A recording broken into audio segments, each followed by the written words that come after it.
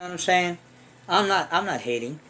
Do what you want. Do whatever whatever fuel you want to use is fine. That's your prerogative. That's your freedom. That's your free will. Just like your video, do whatever you want on your video. Run around like a lunatic like I do sometimes. I don't care what people think, what people say. I'm not trying to crowd please like a lot of these guys on YouTube, begging for subs or asking people. I don't ask nobody for nothing. You don't like the Muggy Maniac? Tune out. Keep scrolling. If you're trolling, keep scrolling. Unsubscribe. Thumbs down. I don't care. The thumbs down, shout out to the thumbs down. Thank you guys. Thank you for the view. So anyway, let's get back to this because the monkey gets all fired up on stuff like this. So when you go 30 millimeter, there's a 30 millimeter shim, and I wrote it down. There's a 20 millimeter shim, and there's a 10 millimeter shim. Now the combination, these are copper and these are aluminum. So what I have in here, these are 3 shims, and this is what I've ran before in the OFNA Hyper 21. And this is I don't know if you guys can, here I'll show you. Okay, can you guys see that? Let me see. See that? Let me see. Let me get you guys, make sure the camera work is there. You read that? It's a 0.55 millimeter shim right there. See that? That's what I run in most of my 21s. And what I found with the 55 shim, now all 21s are different. I'm just speaking from what works for me again. My disclaimer, if you don't know what you're doing, don't even worry about it. Running the higher shim you go, when you shim up, you want to keep between the window of a 0.40 millimeter and a 0.80 millimeter. That Virtus that I showed you guys, that thing has 80 millimeter. It had an 80 millimeter shim in it. This thing had an 80 millimeter shim. That's crazy. And I think it's because of the head of, you guys seen me, the way the head, the top of the block of the motor goes in. It's like in the first, what, 1, 2, 3, the first 4 cooling fins up to the milled one right here. The block of the top block of the motor is inside of it. It kind of, the head, it's crazy, man. This is a badass motor, like I said. I wish Novarosi would do a 28.8. They don't have to make a bigger motor. I would like that, of course. Who wouldn't want a .32, a Novarosi .32 8-port? I mean, talk about sick. Like, super duper snapperoony. That would be, can you imagine that? This kind of design, this technology, which is probably the top that Novarosi does. I mean, this is like a $270 .21, which is a lot for a Novarosi. But can you imagine a motor of this quality like this? I mean, that's crazy, huh? How the carburetor, look at it, it's not even centered. It sits off to the side. But anyway, can you imagine the quality of something like this? .32 8-port? Instead of calling it the Rex Legend, they would call it the Next Legend. Next Legend, Novarosi .32 8. Oh, super duper snapperoony, bro. That would be the badasser motor ever. But yeah, I'm dreaming about that one. Like again, I'd have a better chance of God popping out of the sleeve in here than that ever happening. But hey, we can dream, right? So anyway, this had an 80 shim in it. I took 20 millimeter out. If you guys see the bottom of the cooling head right there, see that? I mark it, 60 millimeter. I ran it. It runs really good. The top end, I took away a little bit of top end, but not a lot. Got more bottom end. Temperatures are still good. Gets decent fuel mileage.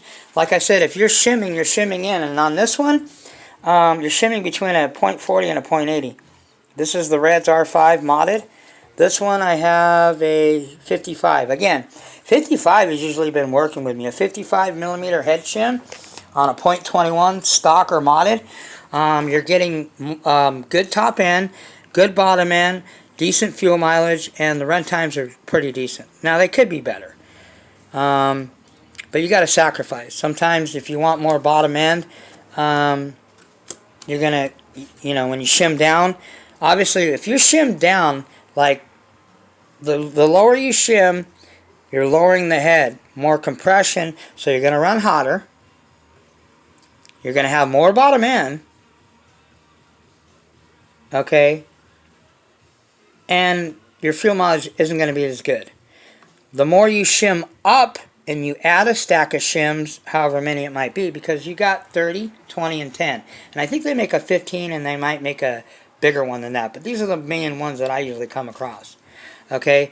Now, when you shim up, you're going to get more top end, less bottom end, but you're also going to get better fuel mileage, and it's going to run, the motor's going to run a lot cooler. So that's pretty much, I mean, and it's like I said, this is your final tuning option. When you're all done messing with all your needles and you got all that down and you can really dial in your needles and whatever, if you got a motor that doesn't get good fuel mileage for whatever reason, you can shim up and you'll increase the fuel mileage. You'll get if you got a motor that just doesn't have a lot of bottom end, you can always shim down. You'll get more bottom end, and vice versa. You have a motor that's got bottom end, mid, but no top end nuts at all, you shim up. Now remember, like I said, if you don't know what you're doing, don't even do this. If you don't have a micrometer, you're not going to do it anyway, but it doesn't matter if you have all the tooling. If you haven't been doing Nitro sealed back motors for a year or more, don't even disregard all this. Okay, this is for people that want another option, that actually are looking to go to get more technical with Nitro. That's what I mean. I'm not doing videos on let's clean my whip, or you know, let's break in another motor, or you know, let's you know, do some basic stuff. You know, we're gonna do. Muggy's gonna be doing some teaching, but it's gonna be, you know, teaching that of stuff that's next level. I mean, I'm talking, you know, shimming. You know, next time we'll talk about, you know, how to prepare for modded motors. I mean, you got to prepare your whip for a modded motor. You can't just throw your modded motor in your scrub whip or your RTR whip. Man, you got to prepare that shit, or you're going to do some serious damage. You're going to wreck some shit. Been there, done that. Trust me. So anyway, that's the deal. I want to run this motor. I did a light mod to this. Okay. Rebuilt it. Didn't just put it together. I did some port work to it. I also did some crank work. There is a new piston in here. So we'll see what happens. This motor is still pretty fresh, man. They don't make this thing no more. Hyper 21 OFNA. Now, speaking of OFNA, people want to try to say that a Hyper 7, like, okay, there is exceptions to the rule. Like, yes, some people can take a Hyper and make it badass and probably spank some ass, race and probably spank some people. But that's an exception. The rule is a Hyper 7, everyday run-of-the-mill Hyper 7, is not, and I repeat, not going to compete with this thing here. Techno NB 48.4, this badass. Come on, man. Who do you think you're talking to, people? You're kidding me, right? No way. You can't. This thing is way more durable. Okay? Way more sufficient. Handles way better. On and off the track. And I'm talking, not, my personal experience is off the track. I got buddies that race these things, and they tell me the same thing. I beat the shit out of this thing, and I can't break nothing. This thing is a tank. The T shouldn't stand, like the NT 48, which is what this is, 48.3. You know what the T stands for? Not truggy, it stands for tank. They should call it the Techno Tank. NT 48.3. They should call this the Techno Tank NB 48.4. Tank, people. It's a freaking tank.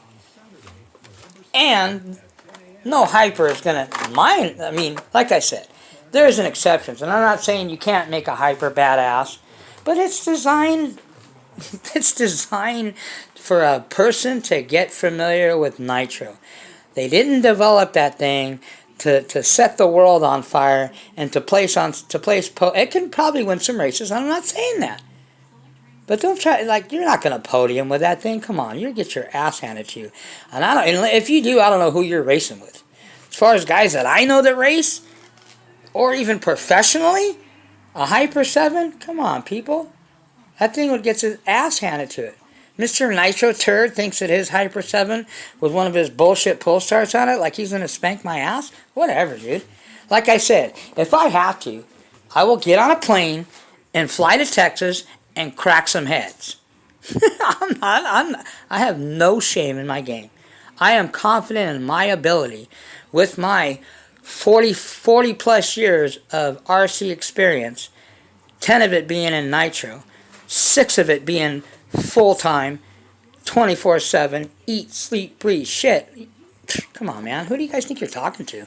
Especially the Nitro Turd, you know?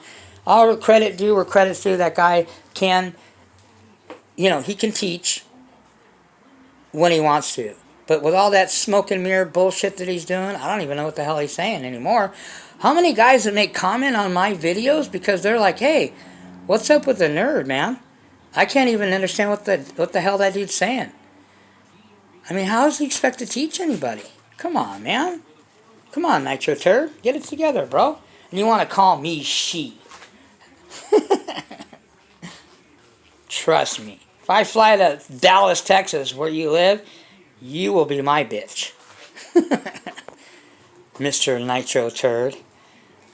Bring your Hyper 7. I won't even have to bring my Techno. I'll bring my 15-year-old Mugen MBX that's all in pieces right now over and whoop that ass all day long. So, and quit showing your videos of 4 years ago. You're only good as your last game. Why don't you try running something current, Mr. Nerd? Mr. Nitro Turd? People are tired of looking at your 4-year-old, 3-year-old, videos of your shit ripping. Let's see some current shit, And I don't hate this guy. He just likes to come at me, and he's talking to the wrong guy. Like I said, and I'll say it again, don't let your mouth write checks your ass can't cash. Don't talk out your ass. Don't bring your circumstantial evidence to the muggy court, because the muggy's juror of my Nitro brothers, it'll be a hung juror for you. And then people are going to get all butthurt because, the muggy this, or he talks. You know what? That's personal shit with you. You need to learn, people, to separate your emotions and your, I get emotional too. I admit it. Yeah. I get fired up, man. Some of this stuff fires me up too, but I'm not going to let it rattle me. Come on, man. Who do you guys, like I said, who do you think you're talking to? All right? But don't take this stuff personal. I don't. People personally attack me every single day, and I don't care. Guys like Nitro Turd, making videos of, calling me she and all that. Whatever. It doesn't bother me. I could give a shit less. You know what I'm saying? He's just talking out his neck anyway. But I don't get all emotional about it and start crying about it. Hey, I mean, sometimes I'll do, you got to defend yourself, yeah, but don't get all butthurt. I'm not butthurt. Whatever. Bring it. Like I said, I'll catch a flight out to Dallas and Texas and crack some heads. I don't care. But people don't get all, you guys that are getting all emotional and getting all butthurt. That's personal stuff. You need some therapy. And like I said, I am not your therapist. I can give you some therapy if you like. Like I told you before, the therapy I'll give you will be this foot right up your ass. That'll be the therapy I'll give you. That's about it. So anyway, enough of the muggy ranting and raving again. But look we talk about how Brasso was badass, right? Well, this stuff right here, it's called Blue Magic. It doesn't come like this, but I have a sample that I got from my cousin. He wanted me to try it. This stuff is badder-asser. Now look, you see this right here. That's what this Pico pipe looked like before I hit it with Blue Magic. Now, once I hit it with Blue Magic, look at that. Oh, what the? Look at that. See the front of there? That's what it looked like. Now look at it. Holy sheep shit. Holy Toledo, Batman.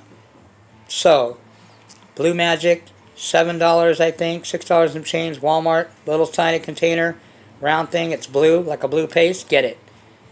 That's what it does. Brasso's good. This stuff is bad Brasso though. Definitely. So anyway, another tip I wanted to show you, I learned this from one of my brothers. If you want to get your lines, because you want your fuel lines nice and secure, that is important. You don't want air leaks. Take other fuel line, cut a piece of it off, and stretch it over your fuel line. This will secure and give you a nice snug fit when you put your line on. Okay? See how I did it here? I mean, you want all these lines secure. This is just another piece of fuel line stretched over my fuel line. So instead of having to zip tie or whatever you guys use, that'll seal it better. Just a little tip I'd share with you guys. Besides the Blue Magic, man. Get the Blue Magic. So anyway, that's pretty much it. You know, shout out to one guy though. You know, like I said, because you know, he actually hooked me up, man, and I really, you know, when all is said and done and the dust and the smoke clears, Mr. Chris Tinner, hey, you know, I don't care what anybody says, man, you're okay. Most of the time. Sometimes he gets on my nerve, and like I said, I just want to I want to choke the guy, you know, but hey, I'm not mad at him. I don't hate him. Just most of the time, I don't like what he does, and I don't like what he says, but hey, I don't have to. He has the freedom to do whatever he wants. So anyway, people, we're going to put this sucker here on trial, and we're going to let her plead her final case. It's either, you know, do or die with this motor.